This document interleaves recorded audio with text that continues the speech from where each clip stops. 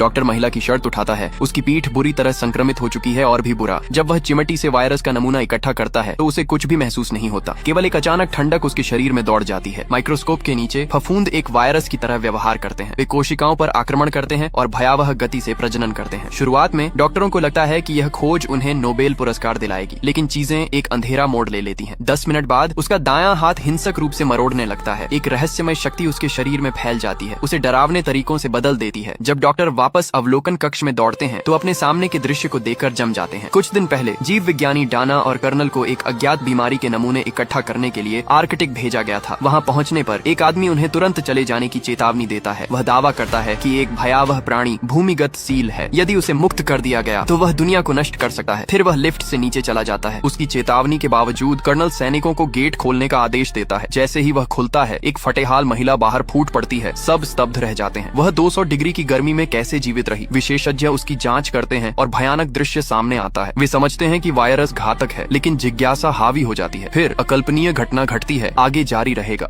मरीज एक राक्षस में बदल चुका है। फिर भी डॉक्टर जरा भी घबराती नहीं है। वह राक्षस को एक इंजेक्शन देती है और वह वास्तव में वापस इंसान में बदल जाता है। ये समझते हुए कि उन्होंने ही वायरस बनाया था और उसका प्रतिविष भी विकसित किया था, डॉक्टर अपने बॉस को रिपोर्ट करने की तैयारी करती है। लेकिन उसके लिए अप्रत्याशित रूप से बाहर पागल भेड़ों का आतंक फैल चुका होता है। वह घबराकर जंगल की ओर भागती है और एक पागल भेड़ उसका पीछा करती रहती है। इस बीच बॉस एक सुपर भेड़ लॉन्च इवेंट आयोजित कर रहा होता है। वहाँ मौजूद मेहमान लगातार हैरान हो रहे होते हैं, लेकिन जैसे जैसे भेड़ से खून बहता रहता है, हजारों पागल भेड़ें आयोजन स्थल की ओर दौड़ पड़ती हैं। वहाँ मौजूद सभी मेहमान उनका भोजन बन जाते हैं। बॉस एंड्रयू अपनी कीमती भेड़ के साथ घर भाग निकलता है। जब वह भेड़ को दिलासा दे रहा होता है, उसके भीतर एक अजीब इच्छा जाग उठती है। जब हेनरी घर लौटा है तो वह एंड्रयू को कमर से नीचे नंगा देता है। वह अभी इस सदमे को समझ ही पाता कि उसे इससे भी ज्यादा गंभीर बात का पता चलता है। पूरा घर भेड़ों से घिर चुका होता है। हालात का फायदा उठाकर एंड्रयू अपनी भेड़ के साथ भाग जाता है ताकि वह वायरस को और न फैला सके। हेनरी भेड़ की खाल ओढ़कर उसका पीछा करता है। उसके पूर्ण आश्चर्य के लिए एक मेढ़ा अचानक पीछे से उस पर चढ़ जाता है। इसी दौरान एंड्रयू भागते भागते खलिहान तक पहुंच जाता है। जैसे ही वह विमान चालू करता है, उसका शरीर अचानक रूप बदलने लगता है। हेनरी वहां पहुंचता है और एक भेड़ सिर वाले राक्षस को देखता है। वह पूरी ताकत लगा देता है, लेकिन बदले हुए एंड्रयू का मुकाबला नहीं कर पाता। तभी अचानक पाली हुई भेड़ बकरी चराने वाली कुत्ता दौड़ता हुआ आता है और लगातार राक्षस पर भौंकने लगता है। अप्रत्याशित रूप से वह राक्षस सच में उस कुत्ते से डर जाता है। इस मौके का फायदा उठाकर वे संक्रमित इंसानों को प्रतिविष बांट देते हैं। फिर उसी कुत्ते की मदद से सभी पागल भेड़ों को एक साथ हाँक लिया जाता है। इसके बाद मादा भेड़ों की गैस छोड़ने की आदत का फायदा उठाते हुए वे झुंड में एक लाइटर फेंक देते हैं। अंततः संकट पर काबू पा लिया जाता है। लेकिन तभी वह भेड़ बकरी चराने वाला कुत्ता अचानक भेड़ की तरह मिमियाने लगता है।